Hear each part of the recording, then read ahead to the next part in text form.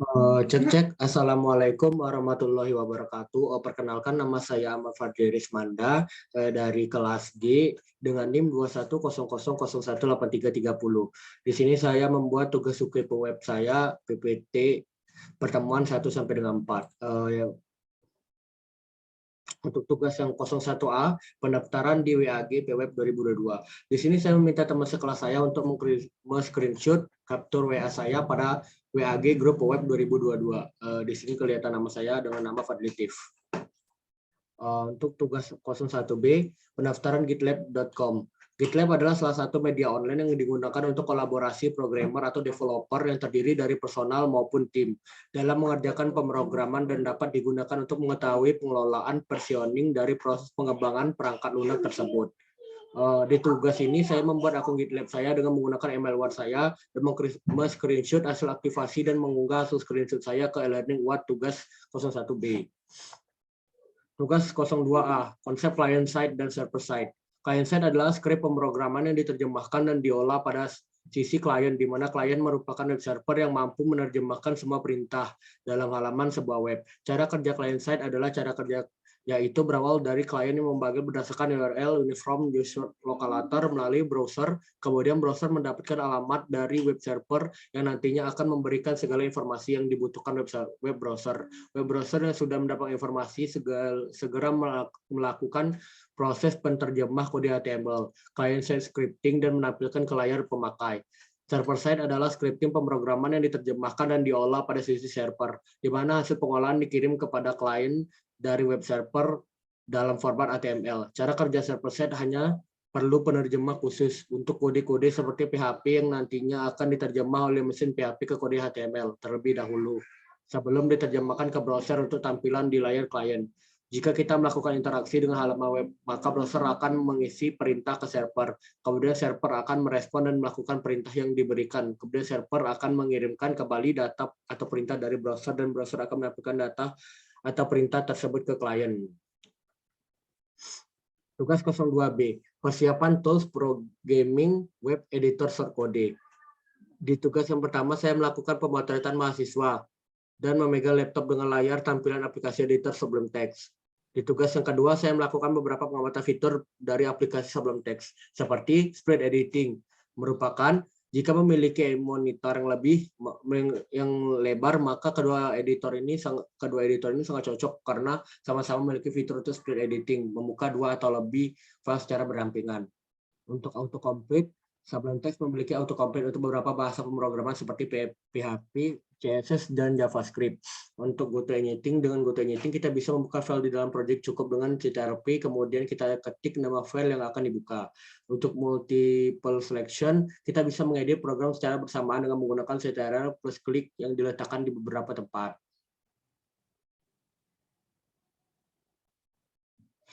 Kelebihan dan kekurangan dari aplikasi Sublime Text. 1. Kelebihannya, aplikasi yang ringan tidak memakan RAM banyak seperti text editor Atom. Yang kedua, split mode. Bisa membuka 2-4 kolom, 4 grid, dan 2 row editor dalam sekali membuka aplikasi. Artinya kita bisa membuka 2 atau sekaligus program dalam waktu bersamaan tanpa harus berpindah-pindah tab. Yang ketiga, multi selection. Kemampuan untuk bisa beberapa kode di baris atau kolom yang berbeda dalam waktu bersamaan. Yang keempat, common plate, mengakses file shortcut dari Sublime Text. Untuk menjalankan, kalian tinggal klik keyboard Ctrl Shift plus P. Yang kelima, sudah mendukung banyak platform. Yang ini mah sudah pasti karena Sublime Text berdiri sejak lama, sudah terkenal, jadi sudah pasti juga aplikasi ini multi platform. Kekurangan, 1, Sublime Text adalah aplikasi berbayar. Jadi jika sobat semua ingin memakainya, silakan beli untuk mendukung developnya. Yang kedua, ada beberapa plugin Notepad yang belum ada di Sublime Text. Yang ketiga, tambahan dari penulis sendiri, si debar dari aplikasi Sublime Text tidak bisa di-hidden. Untuk tugas 02C, persiapan tools programming web server localhost. Tugas pertama saya melakukan pemotretan mahasiswa plus laptop dengan tampilan layar utama dari aplikasi editor SAM. Tugas kedua saya melakukan pengamatan fitur pada aplikasi tersebut. Apache adalah perangkat lunak sumber terbuka yang menjadi alternatif dari server web Netscape. Yang kedua, MySQL adalah singkatan dari My Structured Query Language. Program ini berjalan sebagai server, menyediakan multi-user, mengakses sejumlah database. MySQL umumnya digunakan oleh perangkat lunak bebas yang memerlukan fitur penuh sistem manajemen database seperti WordPress, PHP-BB, dan perangkat lunak lain yang dibangun pada perangkat lunak LAMP. Control panel adalah sebuah layanan untuk mengelola SEM, baik itu mengontrol start atau stop SEM, serta layanan servis lainnya secara online di dalam hosting atau VPS yang dikenal cPanel. Hitdocs adalah sebuah folder yang digunakan sebagai tempat penyimpanan berkas seperti PHP, HTML, dan script lain yang digunakan dalam sebuah halaman website. Tugas 02D persiapan tools programming web tools kolaborasi invite member. Yang satu, lakukan login github.com sesuai akun masing-masing. Kedua, buatlah project baru di dashboard GitLab masing-masing. Nama project mengikuti format sebagai berikut: TA, web, kelas, NIM, nama, mahasiswa, project yang berhasil dibuat. Yang ketiga, lakukan perekrutan member dalam tim tersebut ke alamat email alitarmuji@tif.what.ac.id atau username saya di GitLab @alitarmuji, minimal sebagai developer bukan sebagai guys, agar dapat melakukan penilaian langsung ke coding yang di project. Tugas 02I, pemasangan Git client dan laptop atau Git editor. Saya di sini melakukan pemasangan aplikasi fork. Penjelasan singkat software fork adalah klien Git GUI canggih gratis untuk Mac dan Windows dengan penekanan pada kecepatan, keramahan penggunaan, dan efisiensi. Fitur-fiturnya termasuk tata letak bertema dengan tombol tindakan cepat, pembantu dan penyelesaian konflik gabungan bawaan manajer, repository, pemberitahuan GitHub, dan lain-lain. Fork memiliki fitur terbanyak dalam klien Git GUI gratis yang saya ketahui, termasuk rebase interaktif, Gitlow, Gitleft, Cherrypick, Report, submodul, dan lain-lain. Semuanya dalam UI yang indah. Tugas 03A pemahaman HTML. HTML sebuah hypertext markup language. HTML pertama kali dibuat oleh tim Berners-Lee yang merupakan fisikawan yang di lembaga penelitian CERN. Berners-Lee mempunyai ide atau pemikiran mengenai sistem hypertext berbasis internet. Sekitar tahun 1991, tim merilis versi HTML pertama yang di dalamnya terdapat 18 tag. Untuk sekarang HTML mengalami beberapa perkembangan dari sisi fitur serta informasi yang disajikan, hingga versi terbaru yaitu HTML5. Setiap tahunnya bahasa ini mempunyai tingkat popularitas yang cukup tinggi, sehingga dijadikan sebagai web standar resmi di dunia pemrograman. Selanjutnya, HTML juga mengalami tahap perbaikan maintain dan dikembangkan oleh World Wide Web Consortium W3C. Pada tahun 2014 merupakan waktu di mana HTML mengalami upgrade yang cukup signifikan dan terdapat fitur semantik untuk memudahkan pengembangan website dan menyusun kode dan memberitahu makna dari konten tersebut. Sebagai contoh, artikel, footer, dan header. HTML Hypertext Markup Language adalah bahasa markup yang digunakan untuk membuat struktur halaman website agar dapat ditampilkan pada web browser. Jadi HTML dapat dianalogikan sebagai fondasi awal dalam menyusun kerangka halaman web secara terstruktur sebelum membahas terkait tampilan, desain, dan sisi fungsionalitasnya.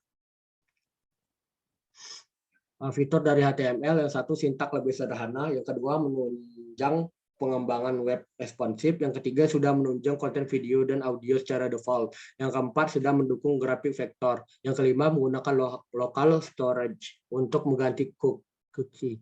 Kompatibel, yang keenam kompatibel dengan browser terkini, yang ketujuh memungkinkan JavaScript berjalan di browser. Beberapa macam kerangka inti yang membentuk struktur bahasa markup, mulai tag, elemen, dan atribut. Tag merupakan perintah atau awalan instruksi yang nantinya akan dibaca pada web browser. Misalnya adalah pengguna teks strong yang berfungsi untuk memberikan ketebalan pada teks paragraf. Yang kedua, elemen merupakan proses keseluruhan kode yang dimulai dari tag pembuka dan diakhiri dengan tag penutup. Sebagai contoh, elemen P. Ini adalah website saya. Yang ketiga, atribut yang merupakan informasi atau perintah tambahan yang dimasukkan ke dalam sebuah elemen. Misalnya saja image class atau gambar, src komputer atau jpg, alt komputer, sehingga atributnya adalah class, src, dan alt image.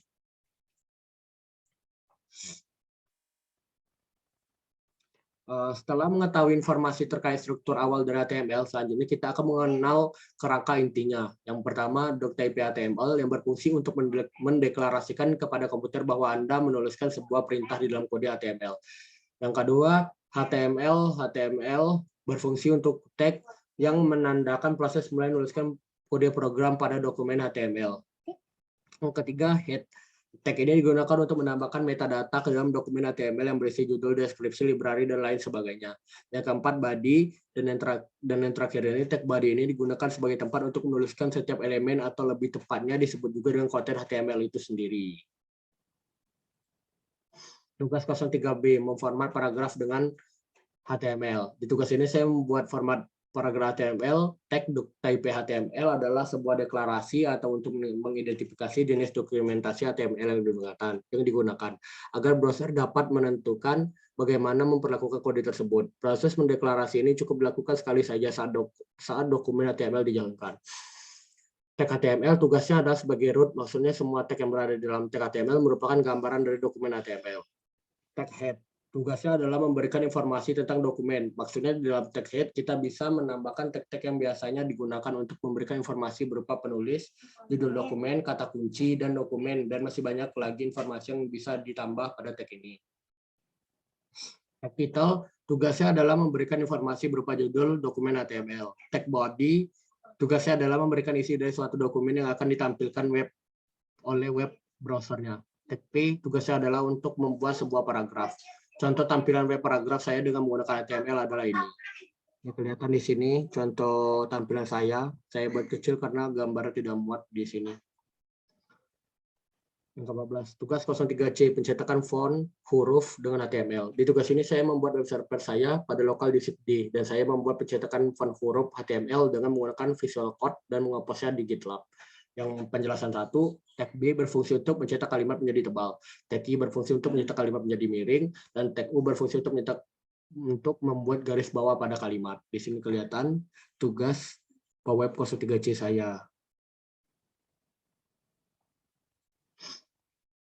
Tugas 03D, teks pangkat dan atas dan bawah dengan menggunakan HTML. Di tugas ini saya membuat server pada local disk D, dan saya membuat HTML teks dengan pangkat atas dan bawah dengan menggunakan HTML perangkat penjelasannya. Tag sub bagian yang dicetak tinggi, tag sub bagian yang dicetak rendah. Untuk menampilkan karakter yang dicetak tinggi atau rendah biasanya untuk rumus matematika atau kimia.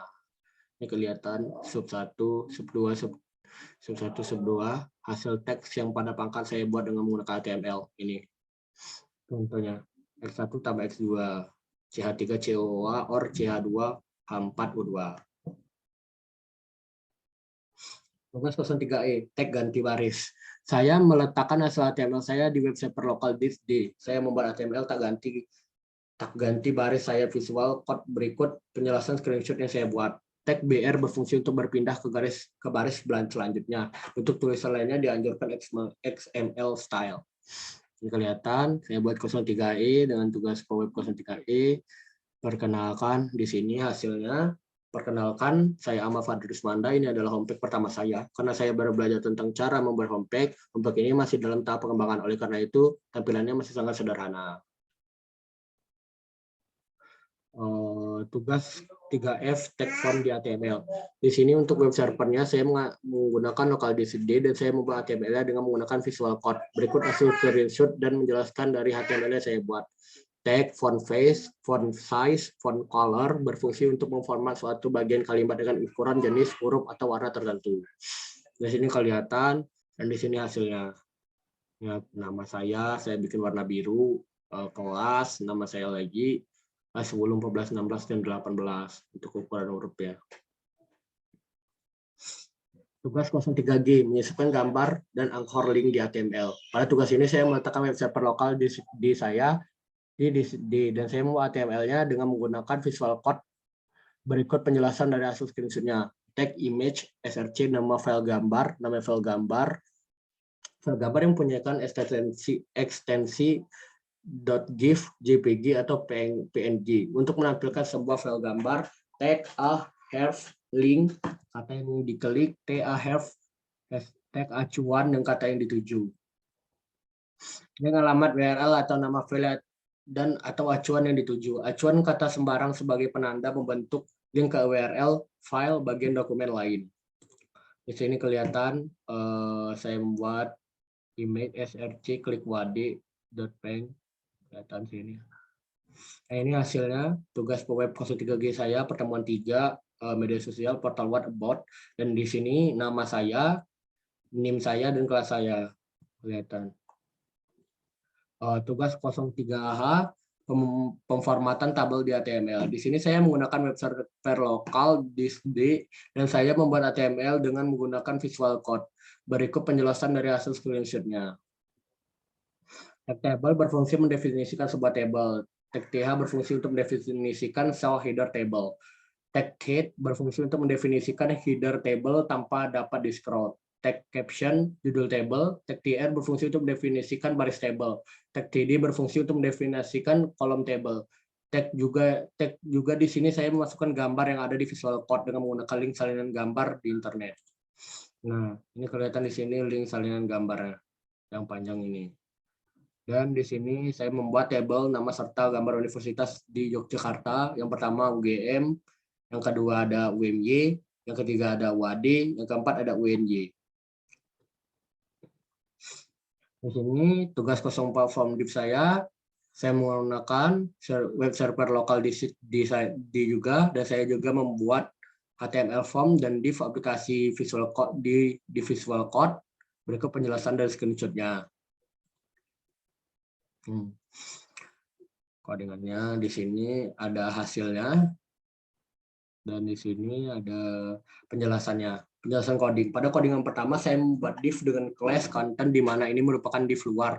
Lalu di dalamnya terdapat dua div, yaitu div dengan kelas kiri dan div dengan kelas kanan. Div dengan kelas kiri, jadi div ini berguna untuk membuat tampilan pada bagian kiri yang menampilkan menu link input biodata dan link input pendaftaran. Untuk kata menu saya gunakan style elegant center dan text white bold. Agar sesuai dengan modul, dan untuk linknya saya atur rata tengah. Di div dengan kelas kanan, nah div ini berguna untuk membuat form yang terletak pada bagian kanan. Di dalam tag formnya, saya menggunakan bantuan tag table agar dapat memudahkan saya dalam menata susunan formnya, agar dapat lebih rapi, seperti yang bisa dilihat pada gambar pertama pada bagian form ini. Menampilkan form untuk mengisi nama, alamat, agama, dan jenis kelamin, telepon, dan kemudian ada button untuk menyimpan dan batal. Untuk form nama, saya menggunakan tipe inputan teks. Untuk form alamat saya menggunakan tipe teks dengan ukuran style 250 x 15 px, 250x per 15 px. Kemudian form telepon juga menggunakan tipe X dengan ukuran style 100x 15 px. Lalu untuk jenis kelamin menggunakan tipe radio dengan dua pilihan, yaitu laki-laki dan perempuan. Untuk form agama menggunakan tipe select option di mana terdapat 3 option, yaitu agama Islam, Kristen, dan Hindu. Dan ukuran style yang kedua yaitu 750x dan 22px. Lalu ada form prestasi dengan tipe text area, dan terakhir ada button simpan dengan tipe submit, button batal, dan tipe reset. Div dengan class atas. Div ini berguna untuk membuat tampilan atas yang dimana terdapat tulisan tengah atas. Div dengan class bawah.